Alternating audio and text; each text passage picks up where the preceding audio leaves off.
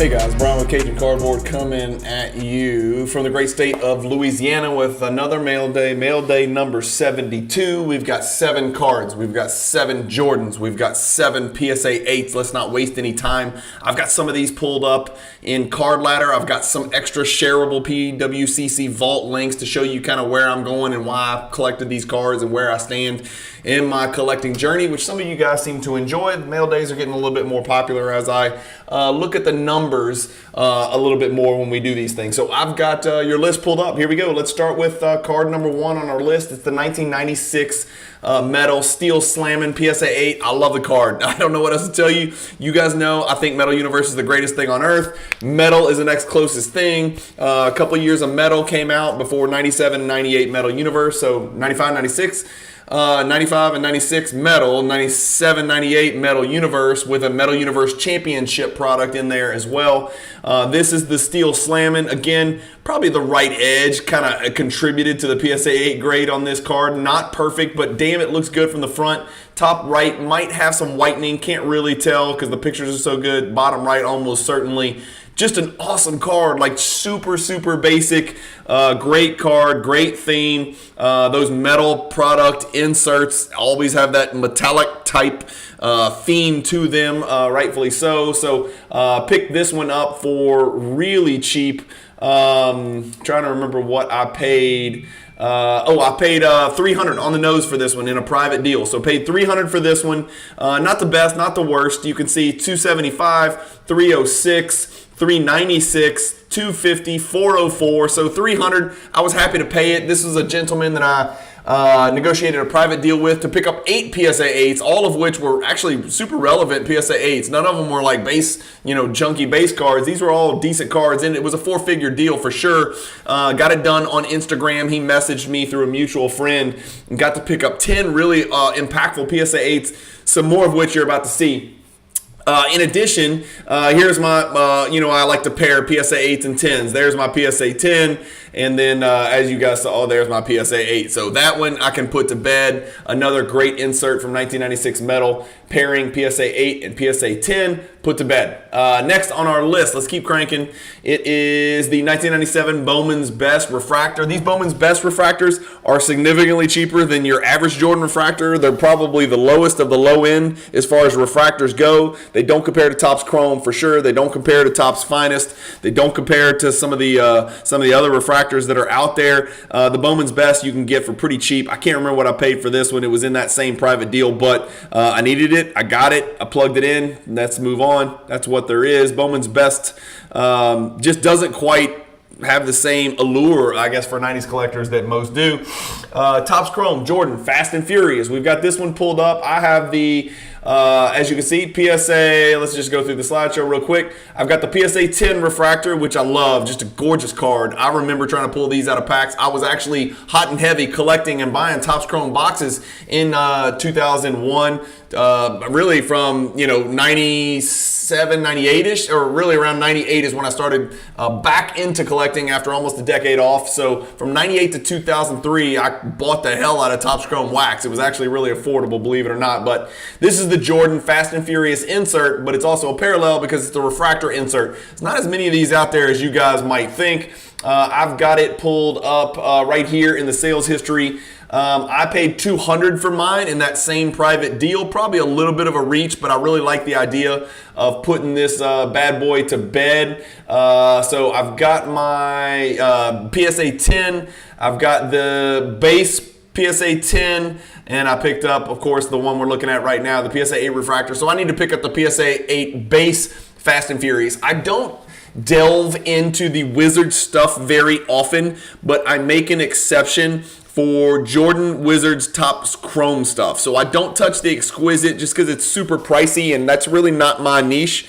And I don't touch other Jordan products very often. Like it's almost all, if I buy a Jordan card from 01 or 02, it's almost certainly going to be a Topps Chrome card. Almost certainly. I'm trying to think if there's any I have that aren't from the 2000s with Wizards that are not Topps Chrome. Maybe they just found their way into my collection, but I don't actively seek it. So if you see me with a Jordan Wizards jersey card, it is almost certainly from 01 or 02 Topps Chrome. Going back to our list, where were we? Here we go. Okay, so that was the PSA 8 Fast and Furious Refractor, which I reached for a little bit. 95 Maximum Metal Jordan PSA 8. I've got this pulled up in Card Ladder. I thought I did. There it is. I paid $80 for this one in that same private deal. So $80 shipped out the door, net, PayPal, friends and family. The last one sold $78, so I was right on the number. $88, $86, $77, whatever. This card's about as stable as it gets. Two of them did jump up here to 116 and 118. This is over the last 90 days, by the way. So 80 was about what the card's worth. That's what it looks like on Card Ladder. That's what mine looks like. Another insert, this one die cut from the 1995 Metal, the first year of Metal. Back is pretty cool too. After a swing, no pun intended, well, pun intended, after a swing, pun intended, around the baseball diamond, his airness returned to the home court with the Chicago Bulls last season. So card number 4 out of 10.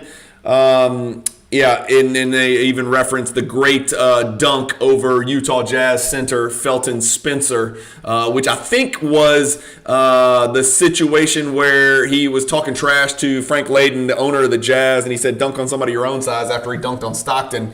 And then I think he went down the court. Maybe it was Mark Eaton, but I thought it was Felton Spencer. Maybe it was Mark Eaton. And then Jordan dunked on a 7-footer and then turned to Layden and shrugged and said, is he big enough for you? So just one of many legendary, epic Michael Jordan trash-talking stories. Really like this 95 Metal. Pretty good-looking 8 copy, if you ask me. Hard to keep those edges clean. Bottom right corner's got some whitening, as you guys can see down there for yourself on your screen if you look really hard enough and squint. Bottom left, too, probably a little bit of whitening. But that is what 8s are all about. They are not perfect, and so we don't have to hyper-scrutinize.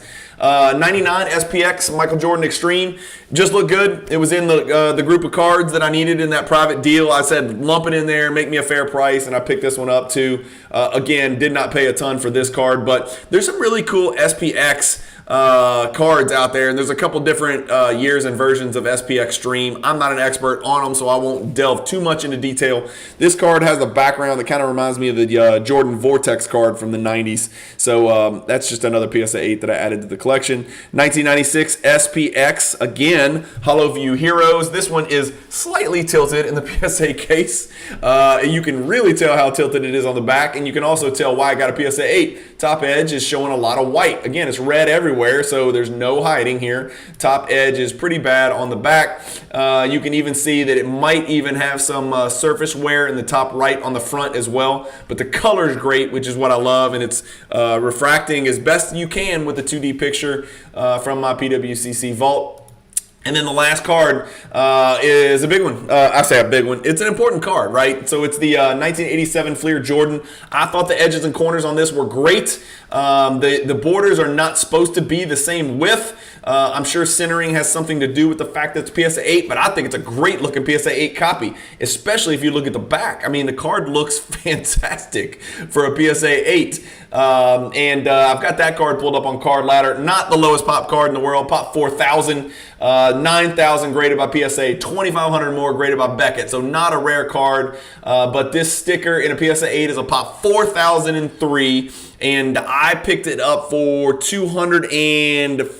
I think I paid $240, $250. I'm trying to remember. It was in that same lump sum private deal that I did, but I thought it was a great looking 8.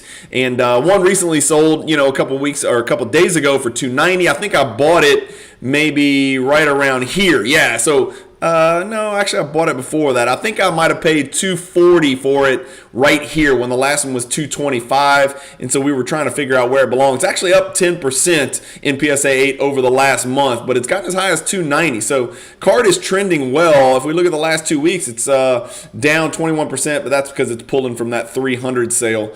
Wow, why does the 300 sale not show up on this one? Oh, there it is. There's the 300 sale, yeah. So that's it. I wonder what this PSA, what's the sticker doing in 9 over the last 3 months? Up a lot. The 9 is up 40%. What about the 10? There's not a lot of those. Hard to, over the last 3 months, over the last 6 months, 2 sales. That's it. So that's a $25,000 card. So if you don't think grading is important when valuing a card, if you're buying raw cards, for God's sakes, don't assume it's going to be a 10. A 10 is a $25,000 card. A PSA 8 is a $200 card. So let that be a lesson to all those watching. Back to the list. As we talked about, just the 7 Jordans, all PSA 8s. A couple of metal inserts here, a couple of refractors here, including one in a Wizards jersey, 2 oddballs here with the SPX and the Hollowview Heroes, and then the 87 Fleer sticker, which I still don't have at a PSA 10 for obvious reasons. Need I remind you, it is a $25,000 card, and that's just not the type of card I'm going to pay $25K for. There are cards out there that I would pay $25,000 for that have Michael Jeffrey Jordan on the front, but that's not one. I'm not going to pay that premium yet. I don't know if it, maybe I'm going to regret that one day and it'll go to 50. I don't know. I know I need it at some point, but I'm not doing it right now. Anyway, as always, hit the bell icon for notifications so you can see more mail day videos like this. Let me know if you got any of these cards. Let me know what you think about any of these cards, or if any of them are on the move up or down.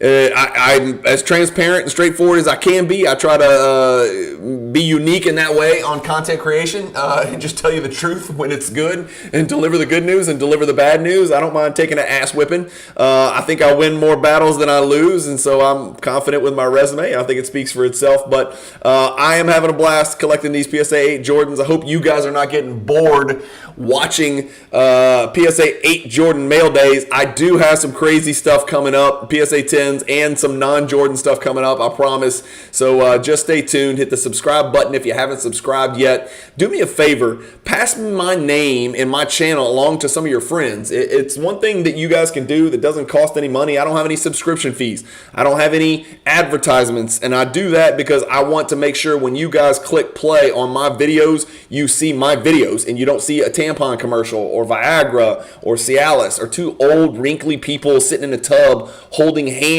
on a Cialis commercial and stuff like that. So that stuff creeps me out. I just want to see cards and talk about cards. So hopefully you guys appreciate that. I try to be a little bit different in that way rather than taking a few bucks from YouTube. We're over 40,000 views a month, which sounds like a lot to you guys, but I need to get to 40 million views a month. And so I don't feel like I'm close to where I need to be to buy that island that I keep talking about. But right now I'm making zero doing content creation and having a blast. And I can't tell you how much fun I'm having buying lots of what I consider low-end Jordans, but just memorable, nostalgic, meaningful 90s Jordan stuff that just happened to have an 8 on the label. It's been really fun. And that is tough for a grade snob like me to say, but it has been a blast. Hopefully you guys are enjoying it as well. Thank you guys for watching. Keep collecting, stay positive in the hobby. Hope you're enjoying your weekend, and peace.